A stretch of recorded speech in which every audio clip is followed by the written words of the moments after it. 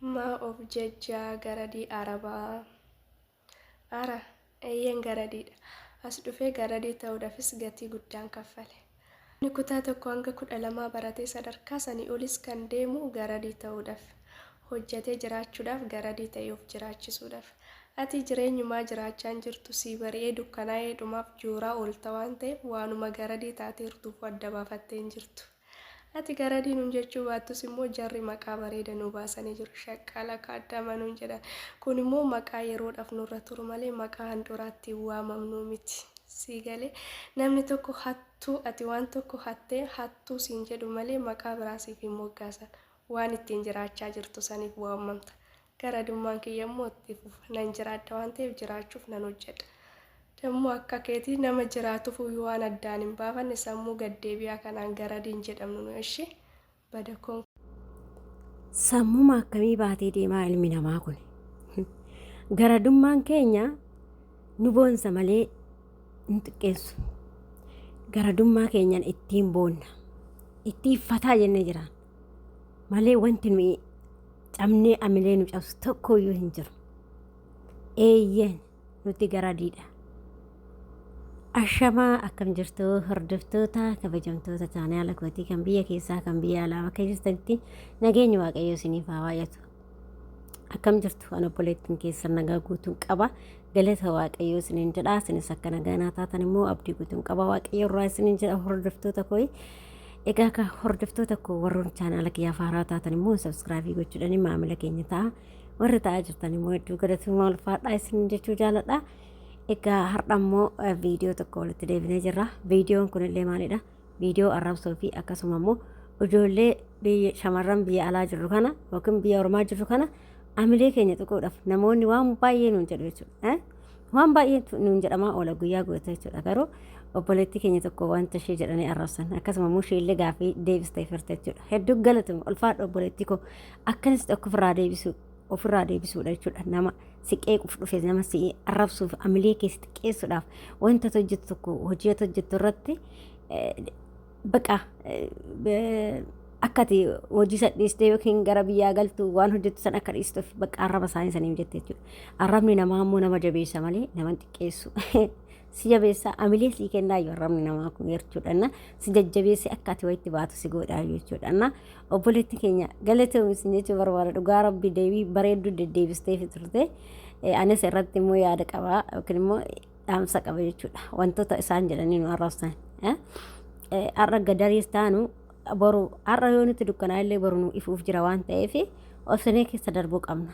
Namootuma addunyaa kanarra jirantu arraba dheerata waan ta'eef namoonni arraba dheeratan immoo deebiin isaanii booddee isaanii dadhabboodhas duubatti fudhas waan ta'eef namoota akkasiitiif iddoos kennuu miti akkasuma immoo deebillee deebisuuf miti jechuudha. Naa obboleettii keenya kana maal jedhanii arrabsanii koomentii alatti arrabsan jechuudha. Koomentii ishee ol baaste sana dhugaa rabbi hedduu takka ishee dinqisiifadhee viidiyoo irratti hojjechaa jira jechuudha. Obboleettii keenya irratti gorsa akkuma isheen san gorsa irratti kennuudhaaf. Innaa dhugaa mee ilaala obboloota koo akkatti isaan nu arrabsan warri biyya keenyattis warri baqa namuma ilmuma namaa kan jettu iyyuu baqa waan hojjettu saniin akka waan gadarummaan yookiin immoo saraatanyaa taatee yoo jiraatte akka waan kunoo gadaanaa akka hojii dadhabaa wayitetti yaala.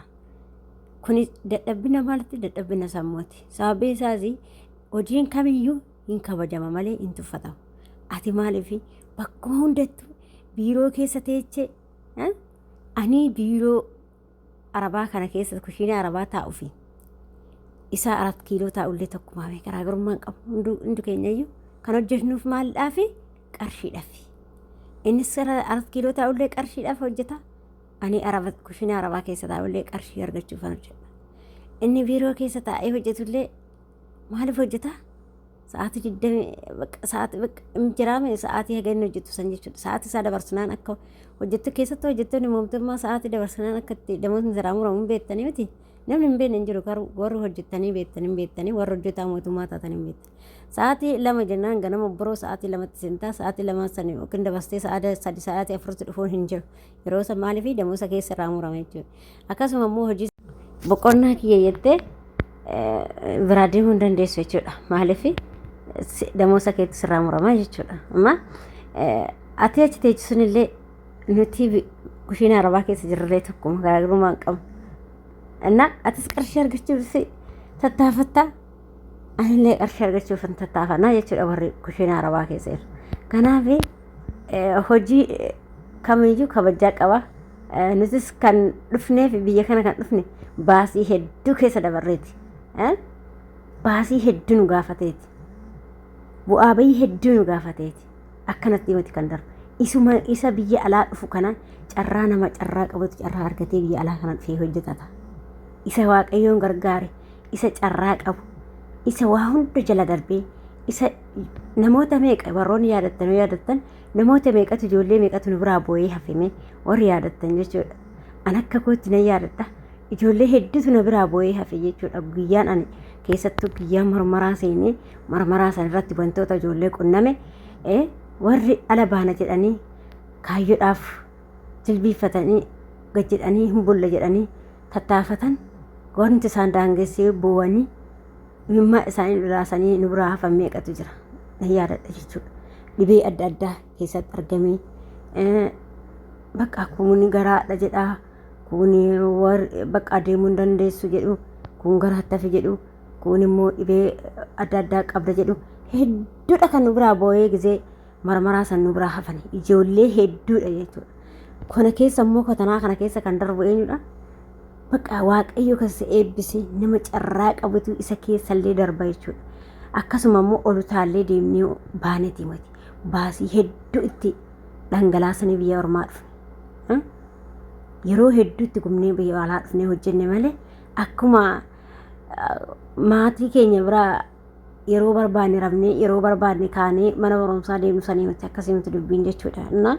Kanaaf nullee bu'aa bayii hedduu dabarsinee jechuudha. Akkuma mucaan jettu yoo kanaaf carraa biyya alaa kana argachuudhaaf nama waaqayyo eebbisee fi nama carraa qabatu biyya alaa kana jedhufa.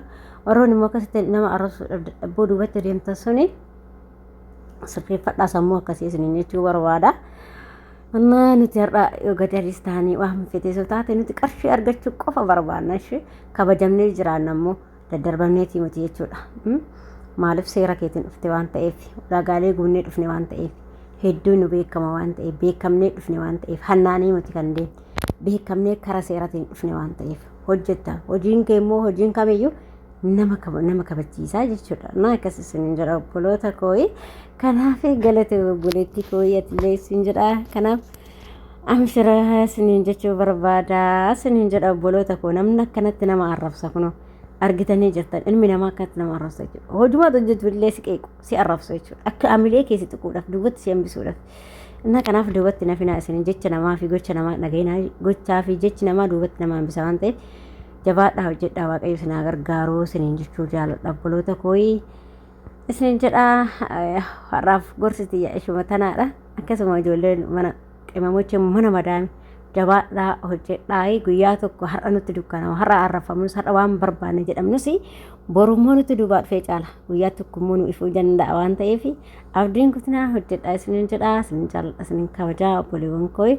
Hanga viidiyoo biraatti walitti deemutti immoo viidiyoo kanaan turtii gaarii isin jedha. Akkasuma warroon chaanaala kiyyaaf immoo haaraa taatan sabskraayibii gochuudhaan maamila keenya ta'a. Warroota ta'aa jirtan immoo hedduu galatoomaa yaada fi qeeqoo qabaattan immoo koomentii jalatti katabuun dagatanaa isin jedha. Isin jaaladha isiniin kabajaa.